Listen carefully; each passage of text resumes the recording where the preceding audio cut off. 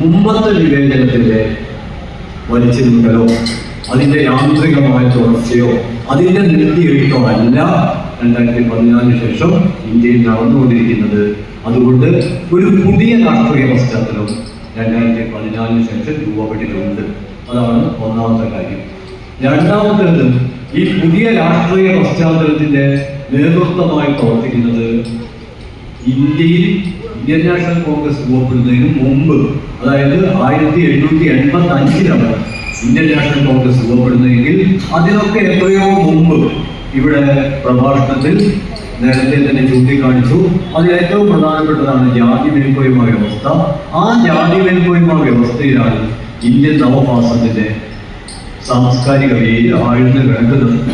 ആ ജാതി മേൽക്കോയ്മയിൽ നിന്ന് ഇന്ത്യയിലെ ഒരു മതത്തിനും, ഇന്ത്യയിലെ ഒരു രാഷ്ട്രീയ പാർട്ടിക്കും, ഇന്ത്യയിലെ ഒരു വ്യക്തിക്കും എത്ര കുതിരയാലും കലഹിച്ചാലും പൂർണ്ണമായി പുറത്തെടുക്കാൻ പറ്റില്ല.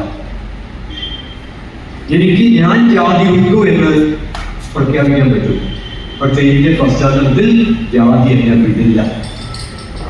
ജാതിയുടെ വിടാപ്പിടി എന്നുള്ളത് ഇന്ത്യൻ ജീവിതത്തിന്റെ യാഥാർത്ഥ്യമാണ്. ഒരുപക്ഷെ സൈദ്ധാന്തികമായി ഇസ്ലാം മതവും ക്രിസ്തു മതവും ബുദ്ധമതവും ഒക്കെ ജാതിയെ തള്ളിക്കളഞ്ഞ നിരാകരിച്ച മതങ്ങളാണ്. എന്നാൽ പ്രായോഗികമായി നോക്കിയാൽ സജാം കമ്മീഷനൊക്കെ കൃത്യം ജോലി കാണിച്ചിട്ടുണ്ട്. മുസ്ലിങ്ങൾക്കിടയിൽ നേരത്തെ ഇവിടെ ഡോക്ടർ ചൂണ്ടിക്കാണിച്ചു, നമുക്ക് എല്ലാവർക്കും അറിയാവുന്നതുപോലെ അഷ്റഫ്, അജ്നഫ്, അർസൽ എന്നിങ്ങനെ 3 പ്രബല വിഭാഗങ്ങളുണ്ട്. ഇന്ത്യൻ ചാതുർവർഗത്തോട് ജാതി മേൽക്കോയ്മ എന്ന് പറയുന്നത് ചാതുർവർഗത്തിന്റെ ഒരു ചുരുക്കെഴുത്തല്ല. അത് മറ്റൊരു പ്രധാനപ്പെട്ട വിഷയമാണ്. എങ്കിൽ തന്നെയും ജാതി മേൽക്കോയ്മയുടെ ന്യൂക്ലിയസായി കരുതപ്പെടുന്ന ചാതുർവർഗം, ആ ചാതുർവർഗത്തോട് ഏറെക്കുറെ സദൃശമെന്ന് മനസ്സിലാക്കാവുന്ന തരത്തിൽ അഷ്റഫും അജ്നഫും അർസൽ എന്ന് പറയുന്നത് ഏറ്റവും അടിത്തട്ടിലുള്ള മുസ്ലിം വിഭാഗങ്ങളാണ്.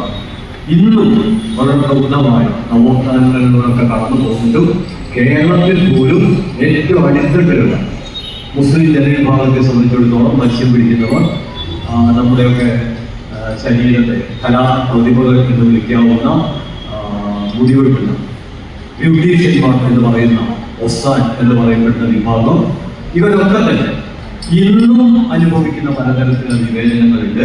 അത് ജാതി വിവേചനത്തിന്റെ ഭാഗം തന്നെയാണ്. അതുകൊണ്ട് ഞാൻ സൂചിപ്പിക്കാൻ ശ്രമിക്കുന്നത്, ജാതിയെ സൈദ്ധാന്തികമായി തള്ളിക്കളഞ്ഞ മതങ്ങൾ ജാതിയിൽ നിന്ന് പ്രായോഗിക തലത്തിൽ പൂർണ്ണമായും പുറത്തെടുക്കാൻ പറ്റിയിട്ടില്ല.